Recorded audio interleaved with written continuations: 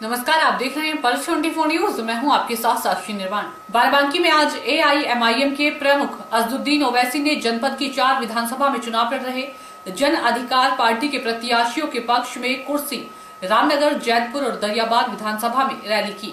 इस दौरान ओवैसी ने अल्पसंख्यक और मुस्लिम मतदाताओं को साथ देने का प्रयास किया।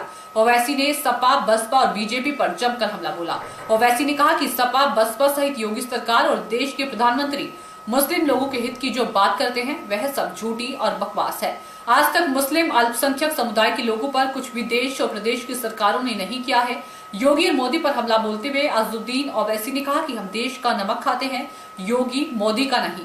AIMIM के राष्ट्रीय अध्यक्ष अजदुद्दीन ओवैसी ने आज बाराबंकी जिले में 4 ताबड़तोड़ जनसभाएं की। अजदुद्दीन ओवैसी ने सबसे पहले कुर्सी विधानसभा क्षेत्र में जनसभा को संबोधित किया। इसके बाद वह रामनगर, जैतपुर और दरियाबाद विधानसभा में पार्टी द्वारा आयोजित जनसभाओं को संबोधित किया। जनसभाओं को संबोधित करते हुए अजदुद्दीन ओवैसी ने सपा, बसपा सहित भाजपा पर जमकर हमला बोला। अजदुद्दीन ओवैसी ने कहा कि आप सोचते हैं कि बीजेपी को रोकने के लिए सपा, बसपा को वोट देंगे, तो यह आपकी भूल है। आप लोगों ने 2014 में आपने सपा, बसपा को वोट दिया, तब भी बीजेपी कामयाब हो गई। 2017 के विधानसभा चुनाव में आपने सपा और कांग्रेस को वोट दिया, तभी बीजेपी कामयाब हो गई। 2019 के लोकसभा चुनाव में आपने सपा, बसपा को वोट दिया, तभी बीजेपी कामयाब हो गई। मैं यहाँ आप लोगों से अपील करने आया हूँ कि आप लोग 2014, 17 और 19 की गलती मत करिएगा। अगर कोई योगी सरकार बनने से रोक सकता है तो वह बाबू सिंह कुशवाहा है। आगे उन्होंने कहा कि हम देश का नमक खाते हैं, योगी मोदी का नहीं। अस्सलाम वालेकुम व रहमतुल्लाहि व बरकातहू। मंच पर तशरीफ फरमा जन अधिकार पार्टी के अध्यक्ष वो भागीदारी परिवर्तन मोर्चा के कन्वीनर मोहतरम जनाब बाबू सिंह कुशवाहा साहब, जनाब शौकत अली साहब अध्यक्ष मजलिस इत्तेहादुल मुस्लिमीन उत्तर प्रदेश, और जनाब मुबश्शिर अहमद साहब जो इस विधानसभा के मजलिस इत्तेहादुल मुस्लिमीन के प्रत्याशी हैं, मौजूद हाज़रीन इकराम, बुजुर्गान मिल्लत, मेरे गयूर नौजवान साथियों, इज्जतदार माँ और बहनों, आप तमाम का बेहद शुक्रिया कि आपने अपना कीमती वक्त निकालकर आज की इस मीटिंग में शिरकत की। हम आपसे ये गुजारिश, दरख्वास्त और विनती करने आए हैं कि 27 तारीख के दिन आप सुबह के वक्त में ही अपने घर से निकलकर अपने वोट और मतदान का इस्तेमाल करें और पतंग के निशान पर बटन दबाकर आप हिस्सेदारी की लड़ाई में अपना हिस्सा अदा करिए और सियासी शऊर और अपने नेता को बनाने के लिए यहाँ से, इस विधानसभा से आप मजलिस को कामयाब करिए। ये मेरे लिए बड़ी खुशकिस्मती है कि मैं एक ऐसी सरजमीन पर आया हूँ जो हजरत दाता शाह रहमतुल्लाह अलैह की सरजमीन है। ऐसी सरजमीन पर मुझे आने का मौका मिला कि जहाँ पर अंग्रेजी में कुरान का ट्रांसलेशन हजरत अब्दुल माजिद दरियाबादी रहमतुल्लाह अलैह ने किया था। यकीनन ये एक मुबारक सरजमीन है और मैं अपने आप को खुशनसीब समझता हूँ कि मुझे यहाँ पर आकर अपनी बात करने का मौका मिला।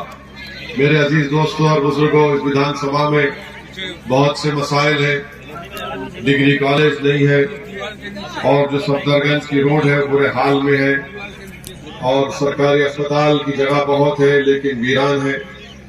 सब्जी मंडी, बस स्टॉप की जरूरत है और आप जानते हैं कि यहाँ पर माशाल्लाह से जो पासपोर्ट की इंक्वायरी के लिए एप्लीकेशन जाता है तो बगैर 2000-3000 के कबूल नहीं होता।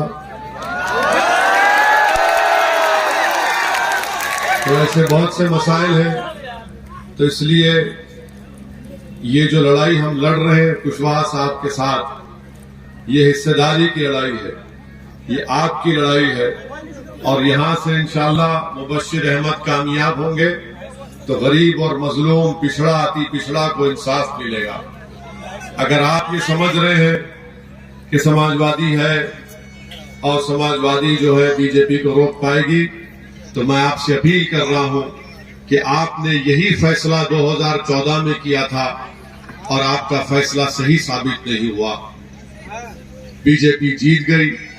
2017 में आपने फैसला लिया कि राहुल और अखिलेश यादव को वोट देंगे, मगर आपका फैसला सही नहीं था। 2019 में आपने अखिलेश और बहन मायावती को वोट देने का फैसला लिया, वो फैसला भी आपका गलत साबित हुआ। बीजेपी जीत गई।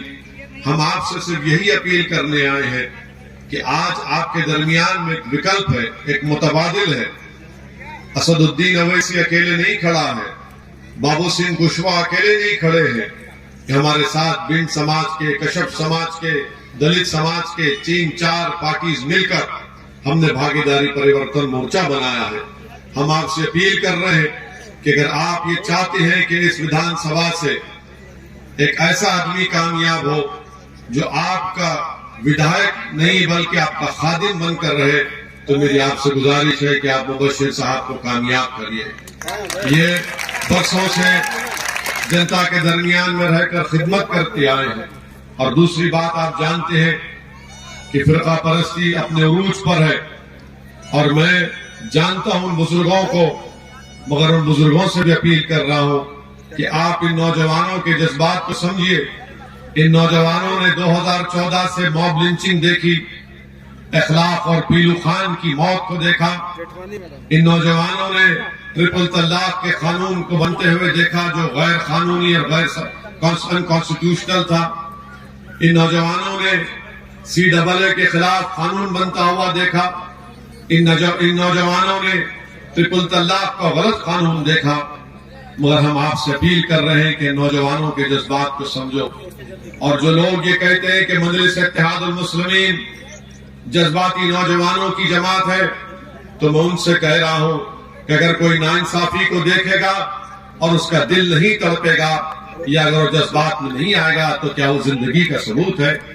अगर वो अपनी आंखों से किसी पर जुल्म होता देखेगा और उसकी आंख में आंसू नहीं आएंगे, तो आंख में आंसू आना वो जज्बात की निशानी है, वो जिंदगी की निशानी है। अगर कान से किसी की तकलीफ सुनते हैं और आपका दिल और जिस्म हरकत नहीं करता, तो जिंदगी की मिसाल नहीं है, उसको मुर्दा कहते हैं।